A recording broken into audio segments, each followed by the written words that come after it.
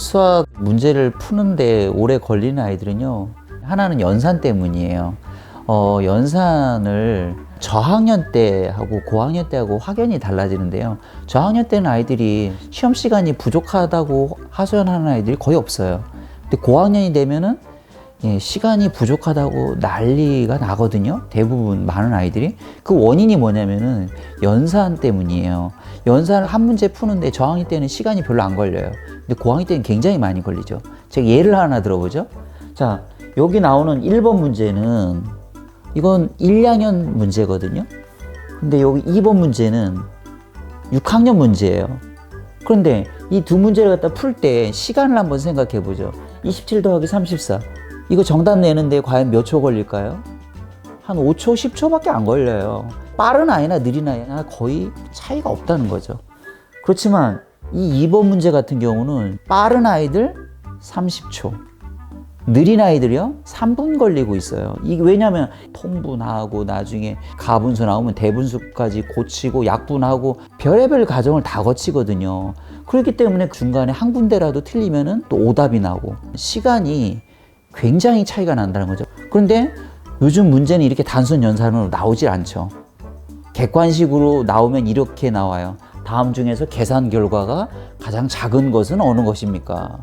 뭐 해놓고 1번 27 더하기 34, 2번 17 더하기 34, 이런 식으로 5개를 풀어야 결국 한 문제를 갖다 풀 수 있는 그런 객관식 문제 생각해 보세요. 얼마나 많은 계산 과정이 들어가는지를 알 수가 있죠.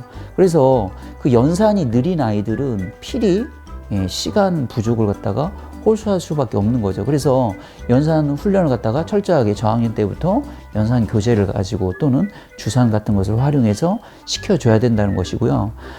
또 한 가지는 서술형 문제 때문에 요즘에 그 수학의 대세가 긴 서술형 문제인데 그 긴 서술형 문제들은 읽으면은 이해가 가야 되는데 바로바로 이해가 가야 되는데 이해가 안 가니까 그걸 반복해서 읽게 되죠. 그래서 시간 부족을 갖다가 호소를 하거든요. 그런 아이들은 별 수가 없어요. 책을 열심히 읽어서 이해력 높여야만이 그 문제를 읽고 빨리 이해를 갖다 하고 식을 세워서 풀 수가 있는 거죠. 그런 해결 방법을 좀 제시하고 싶습니다.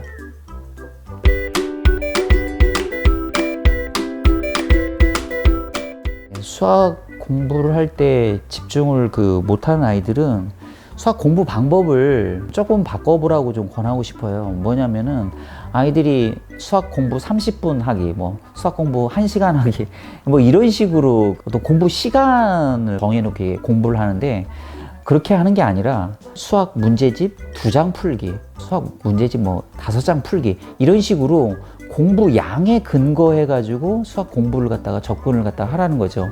계획도 없이 그냥 수학 30분 시간 때우기로 공부를 하기 쉽잖아요. 그럼 집중력이 생길 수가 없는 거죠. 그런데 예를 들어서 수학 3장 풀기 하면은 목적의식이 생기기 때문에 굉장히 집중력 있게 공부를 갖다가 할 수 있다는 거고 특히 남자아이들 같은 경우는 이런 공부를 갖다가 권해 볼 수 있고요. 그 다음에 또 수학 집중력 향상을 위해서 수학 연산이 굉장히 도움이 되거든요. 수학 공부를 정식으로 하기 전에 수학 연산을 하면은 뇌가 준비 운동이 되는 거예요. 본격적인 운동할 때 준비 운동을 갖다가 꼭 하라고 하잖아요. 왜냐면 우리 몸이 준비가 돼서 그 운동을 갖다 효율적으로 할 수 있을 뿐만 아니라 부상도 안 당하잖아요. 마찬가지로 수학 공부도 그냥 막바로 문제집이나 이런 걸 갖다 푸는 게 아니라 워밍업 차원에서 수학 연산 훈련을 갖다 짧게 5분, 10분 정도 이렇게 해주고 시작하면은 우리 뇌가 굉장히 활성화가 많이 돼 있는 상태에서 수학 공부를 효율적이고 집중적으로 할 수 있다라고 하는 연구 결과들이 많이 있으니까 적극적으로 좀 활용하시면 좋을 것 같습니다.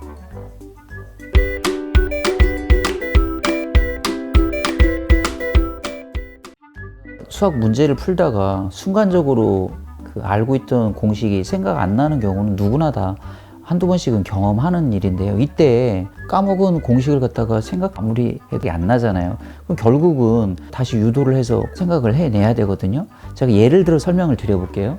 그 삼각형 넓이 내는 거 한 4학년 과정에 다 나오거든요. 삼각형 넓이 구하는 거라든지 사다리꼴 또는 평행사변형 이런 넓이 다 기억하시는 분들 그렇게 많지 않을걸요? 넓이를 갖다 내는 과정들은 다 사각형 넓이에서 왔거든요. 사각형 넓이는 간단하게 가로 곱하기 세로예요.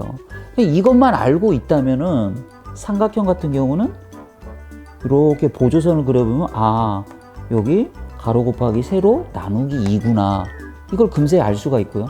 사다리꼴은 이렇게 보조선을 그려보면 아, 여기 얘가 여기와 그다음에 여기 결국 가로 곱하기 세로거든요. 근데 가로는 2분의 1이구나.